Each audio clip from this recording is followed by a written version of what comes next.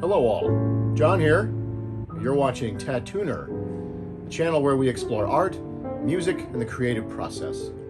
Today on Tattooner, I'm very excited to share with you. We continue with our exploration and restoration of the 90s totem. This will be Objects Part 3 in the series, however it will be Section B of our focus on the 90s totem. The 90s totem is a piece of art I made back in about 1996 and technically falls into the category of an extrusion, which is a kind of art that I make. You can check that out in other videos. This piece survives primarily because it left my clutches and ended up in a friend's space for about 30 years, where it just kind of sat.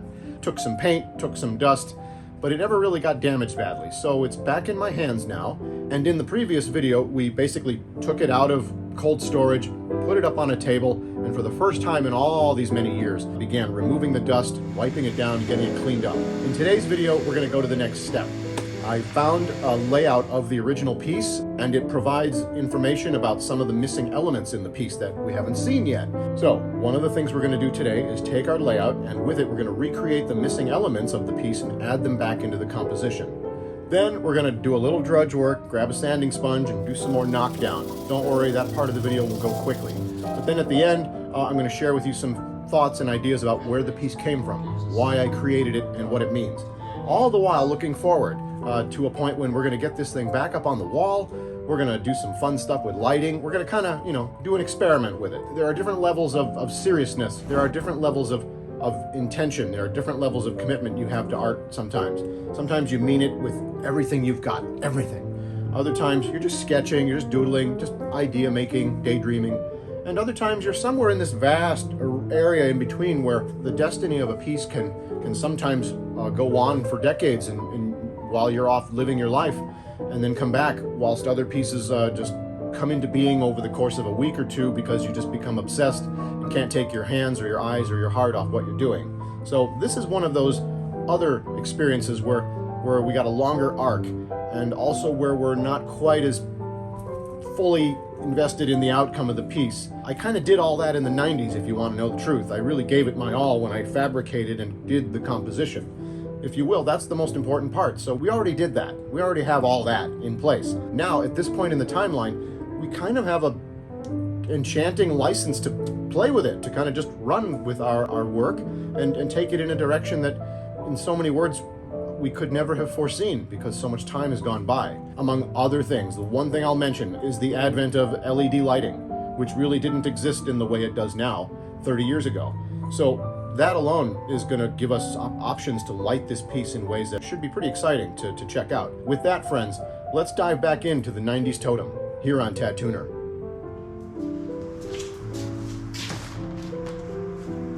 Okay, friends, you ready to get busy with me working on this thing? Look what I got here. What's wonderful about today, friends, is that up till now, our totem, this is our 90s totem that we're working on. We just took it out of cold storage after a long time collecting dust, and now we're beginning to focus on it with a little more detail. And today, what we're going to do is we're going to bring the composition back to full detail by filling in the missing pieces that are not currently with the sculpture. Now, we're not going to do the fabrication of the pieces, but we are going to recapture their dimensions, and we're going to add them back in graphically so we can start considering their position as we think about how we want to take this thing from the tabletop back up to the wall. So that's what all this stuff is about. But the best part of all this I have yet to share with you, and that's what's so exciting. Check it out. Friends, you know what's on the other side of this piece of paper here? A drawing of the sculpture. A scale line work of the sculpture, an exact copy. Now, I knew I had one of these somewhere, but what I didn't remember was that I had apparently written something on the other side of it. Now, what is this? I don't wish to share it with you, frankly. So if you want to see what it was, you're going to have to, I guess, rewind the video or slow it down or something if you're that curious, but please, it's not really that interesting. I'll paraphrase it for you though, friends. It's a letter to someone offering a little critique of a presentation that I had just witnessed. And I start by making saying a couple things about the speaker, which weren't precisely nice, followed by a bit of self-important, kind of slightly inflated language, and then it ends with some name dropping. So yeah, this is just basically kind of a shitty ego trip, and I don't want to share that with you. Here's our line work of our sculpture. We're going to take our tracing paper and we're going to make a quick reproduction of this so we don't have to look at it through all this ink coming through the back of the page. Notice too, friends, this line work not only has the overall composition in scale, it does give you our first glimpse of our missing pieces, our ellipses, one here and one here, but also it shows you the exact shape of all the individual components that make up the whole piece. That is, this bottom section actually has a complete closed edge that you don't see all of, as does this, and this, and this. There are like, 1, 2, 3, 4, 5, 6, 7, 8. This object is actually composed of 8 individual elements that all layer together and become one object, as it were, one totem. So what we're going to do first, let's do our tracing. Grab us a couple sheets here. All right.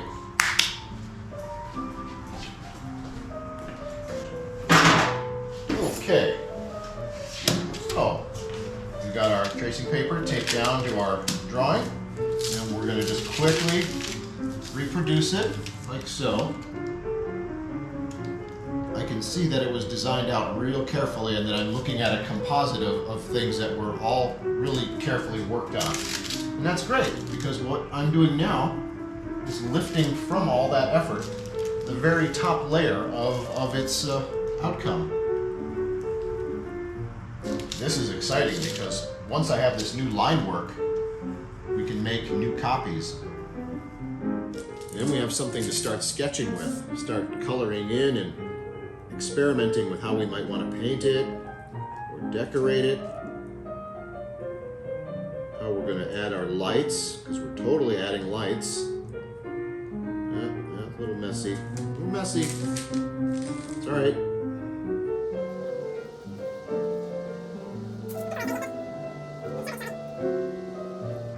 There we go.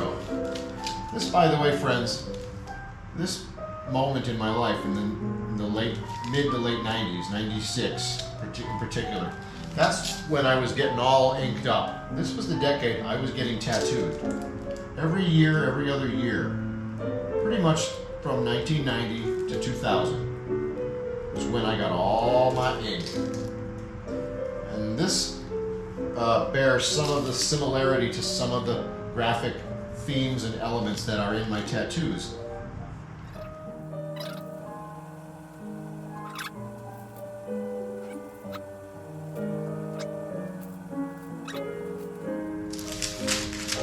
Notice how I turn the drawing constantly so that the strokes and the lines are generally all in a certain range of comfort and control.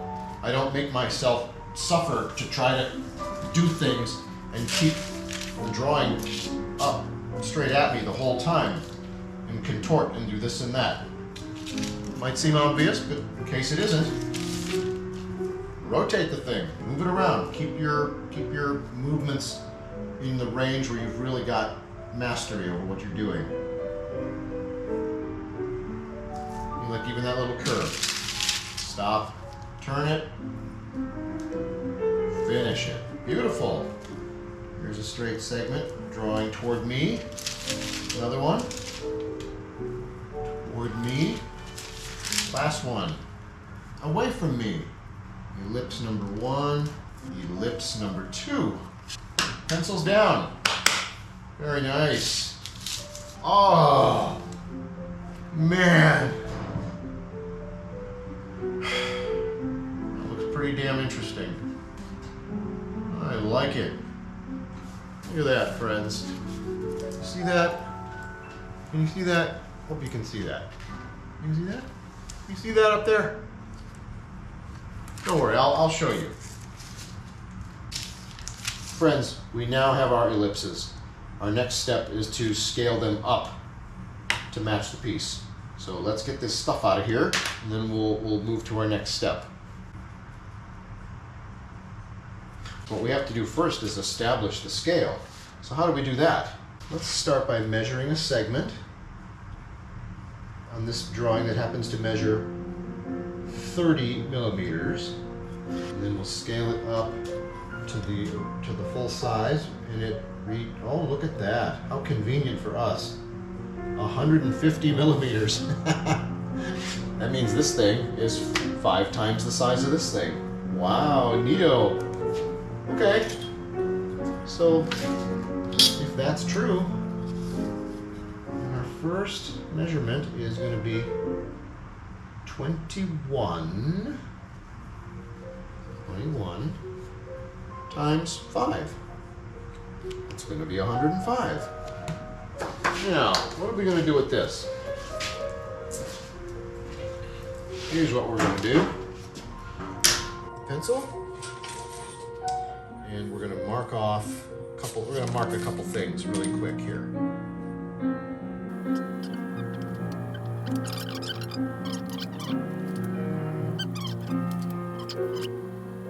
There.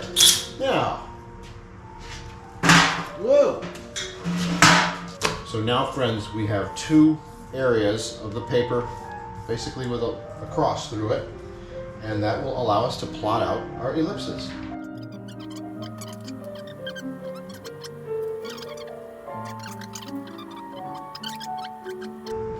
Okay, I know it doesn't look like a lot yet, but that is the shape or the size of our ellipse. Now let's do it again really quick on the other one.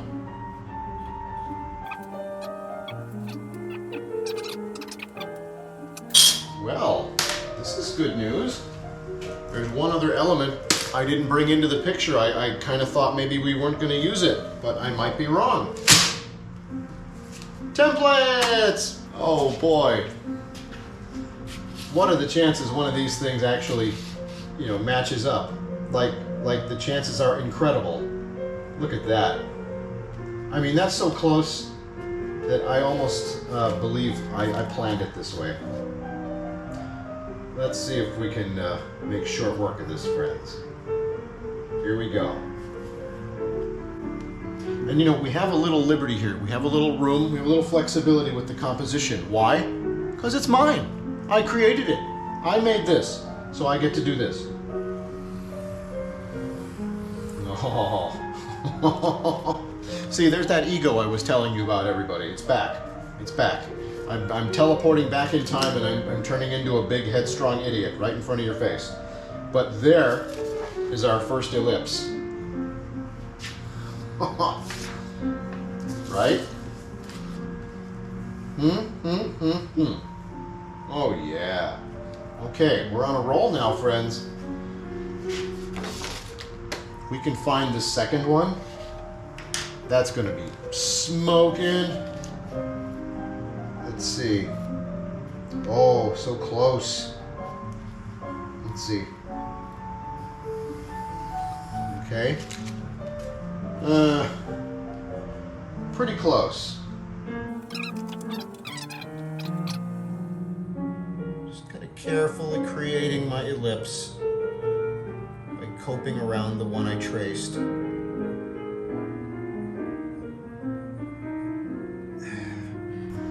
I'm pretty happy with that. You're watching Tattooner, everybody. I'm John. Please like and subscribe. Alright, so now, hold on. Let's check some framing here, everybody. Because I keep kicking this ladder.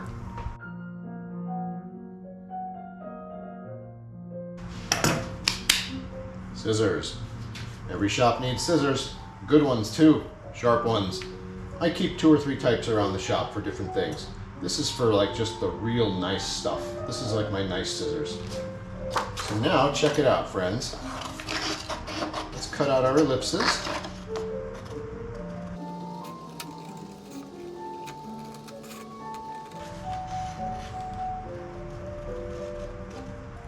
Look at that. Oh yeah. Oh, this is exciting. Friends, we're on the edge of beauty. We're on the edge of wonderfulness here.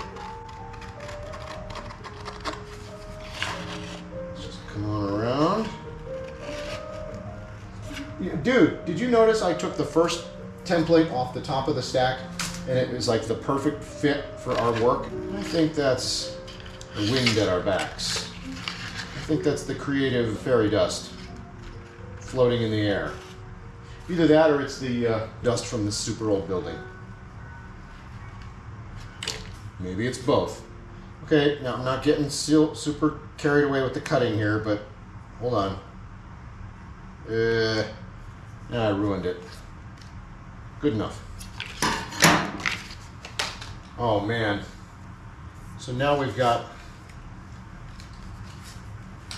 Notice this, friends. Notice this arrangement right here. This is not accidental also. The proportions of these three ellipses is deliberate. As far as their gradual increase in size, you know, kind of in proportion from this one to this one to this one. And now what is this about? This actually is kind of a thing. It's a thing I do with my artwork, and it has a meaning. And I will reveal that to you in due course. But right now, it's time to clear the table again and get ready to dig some cool new visuals. Okay.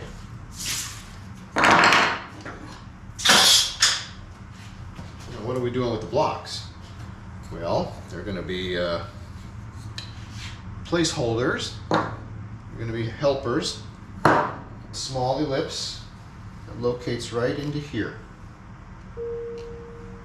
Like so. Oh yeah. Okay. And the other one, like so. It's a little less than half. Looks good, I think. Let's see. Ooh. Oh, friends. Wow. There she is. Oh, look at that, would you? You and me both, everyone. It's the first time anyone's seeing this complete like this in 30 years, 29 years since I myself have laid eyes on this composition, now a complete composition. Isn't that something? Oh, well, we are going to have fun. We're going to cut out a couple pieces and figure out how thick we want to make them and everything else, and we'll, when we put the piece back on the wall, these will have their own separate mounting, you know, armature of some kind, so that will give them their impression of floating as you see them now. But my goodness, isn't that just so beautiful to see all together? I'm more excited than I was even thinking I would be. I just love it. It revivifies the composition immediately. Oh, love it. Okay, great. Now what do we do? Well, as you can see, we're really moving now. The piece is clean, looking better and better every hour or so that we work on it. And after finding a layout and doing a little math, very little, we got ourselves a couple of missing elements. Now, these may seem like nothing particularly exciting or interesting, but frankly, they're like the punctuation on a sentence. If I could give you a little tiny bit of insight ahead of time, think of our communication and how we communicate and whether our meaning is clear by certain things. Obviously by the words we use, of course by the context in which they appear, but also things like the grammar and the punctuation and whatnot. Every little bit has a role in the communication of our thoughts and our ideas with one another. And the 90s Totem is no exception. So I'm actually pretty pleased about the fact that this composition appears, to my eyes, strong enough to continue working on. I mean, you know, sometimes we look at our older work and we think, oh, I was still developing, I was still evolving or whatever. I really feel pretty good about this particular piece as far as it holding up, having withstood a pretty fair test of time, some 30 years. And I'm looking on it now with the same enthusiasm as when I fabricated it, maybe even more. So with that, let's go forward. We got a little cleanup to do, and then we're going to talk about the piece. Well, let's see, put this up. Put this here. Over here. There.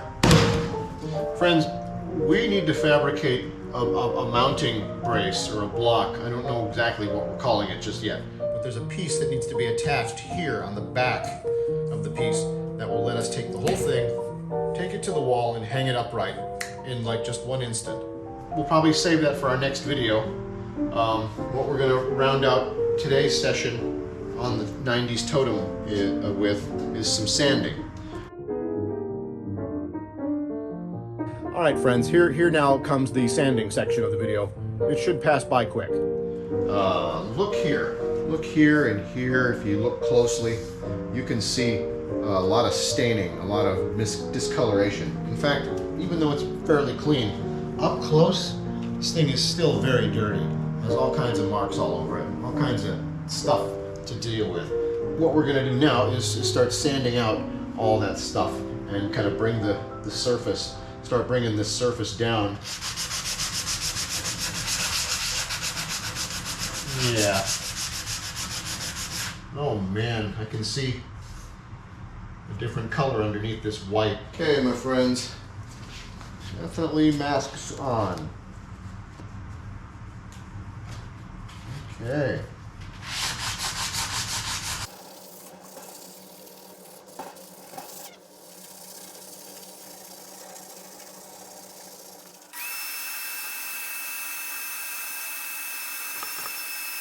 All right, now what you've all been waiting for, let's talk about why I made this thing, where'd it come from. Now,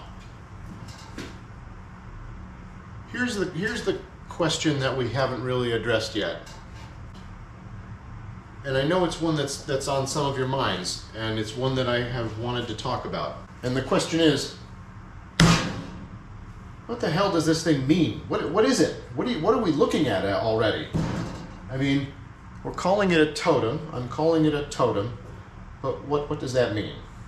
Well, this is what I originally referred to as a totemic extrusion. This was in fact a very large extrusion, and I had given it a subcategory. This is the totemic extrusion. There were two others. It was a triptych, as you recall. There was a totemic extrusion.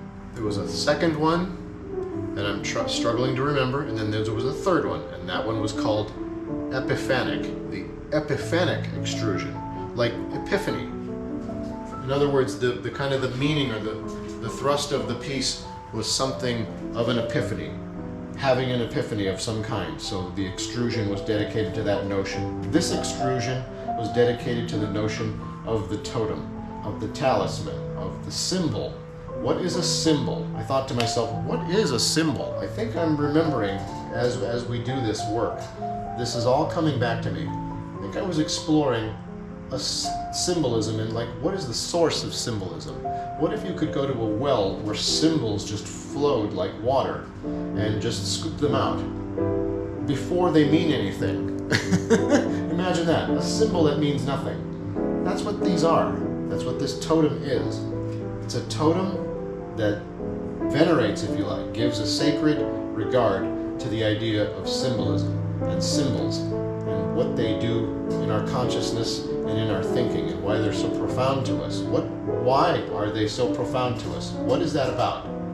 Well, I don't know, man. I don't know. But in the course of some of my journeying, I feel as if I got very close to the source of symbols and the way that humans form them and feel them. And I feel as if what I created in this composition was a sort of a dance of symbols, of raw symbols that don't have an identity yet, kind of clustered together as if from their original place, clustered together into still a larger single piece that sort of represents them all as a group. Thus, the totem. The symbol of the group, the symbol of the family. In this case, the family is the family of symbols themselves. That's what this piece is about. A symbol of a family of symbols. That's what the 90s totem is.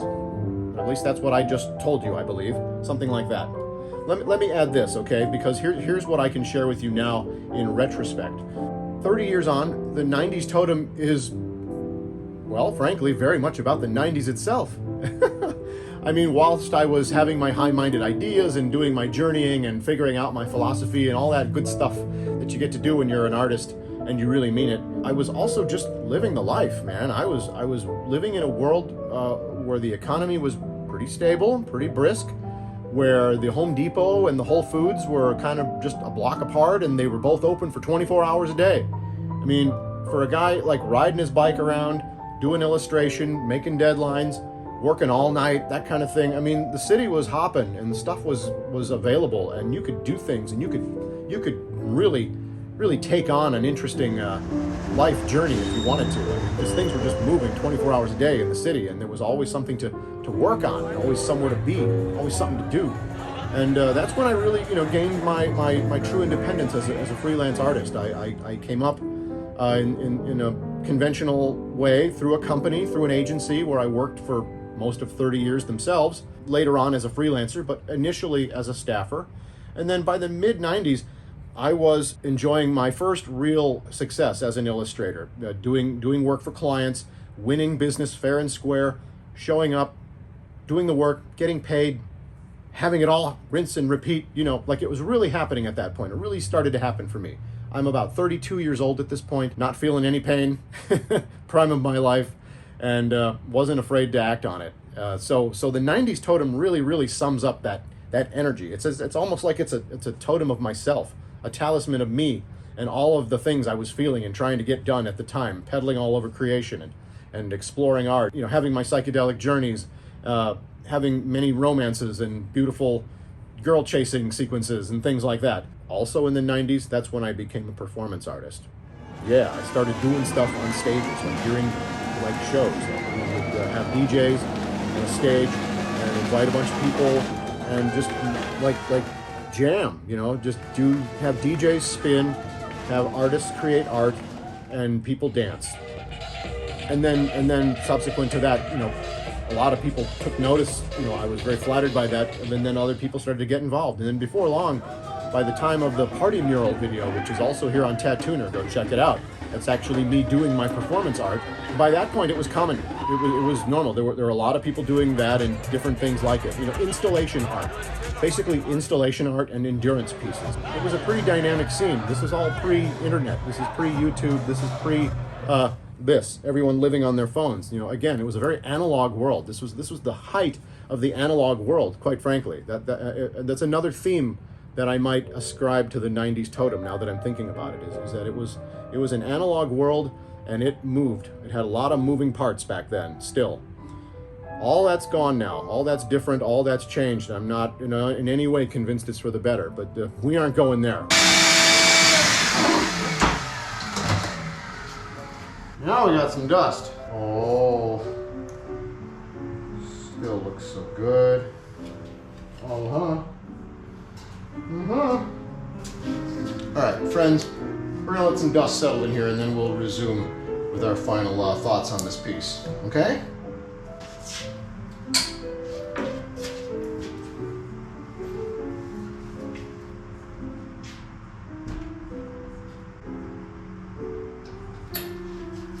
All right, very good. Are we back? We're back. Friends, this effort has borne much fruit, wouldn't you say? This is just beyond lovely. Not only have we brought this piece out of storage and started cleaning it up, but we've actually created a very large work area in which to bring it up to the vertical plane. Most of the kinetic energy of the piece is already in place. What we're going to do now is add nuance. We're going to add layers and subtlety. We're going to, if this were a ship, we're now going to start putting passengers onto it and into it. That's an odd analogy. I just thought of it on the spot, but that's kind of what it's like. Right now, this thing, we're like a large ship, a sailing ship, or maybe even a spaceship. And right now, really no one's aboard. All aboard, I say, all aboard. We're getting ourselves oriented here, friends, to what's going to be a cycle and a routine and a practice of up and down to work on this piece. Meanwhile, what we're also going to do is take our line work, now that we have a scale drawing of the piece back in our hands, which is so kick-ass and so helpful. It's going to make a ton of difference and save us a ton of time. So we got a now burgeoning list of details to work out, large to small, and everywhere in between, stark to subtle. Oh man, All right. Well, that was some ending. Maybe more of a small wipeout, I don't know. Friends, for some reason I felt the need to shoot this shot in the tightest corner of the shop where I have no room to set up a camera or stand. Yet here we are. Anyway, we are imminently going to get this thing vertical. So far, 2 videos worth, what, about 40 minutes of content? Thing's been laying on its back the whole time, right? Well, no more. Not only that, friends, I've actually prepared an entire wall for the piece. I've created a large easel, if you will, out of a wall of mine, and while I did videotape the fabrication of my easel wall, I thought better of subjecting my dear audience to literally watching paint dry, even though it is a good time for me. Nevertheless, we now have a beautiful work surface, a beautiful vertical, large work surface, just radiating potential, you know, because it's blank. It's a massive blank slate, the tabula rasa, and we are gonna tabula some rasa. It's gonna be great. We're gonna have so much fun with this thing. And let me say, brothers and sisters, we need fun, we need joy, we need frivolity in a big way. I'm gonna do my best to deliver it to you.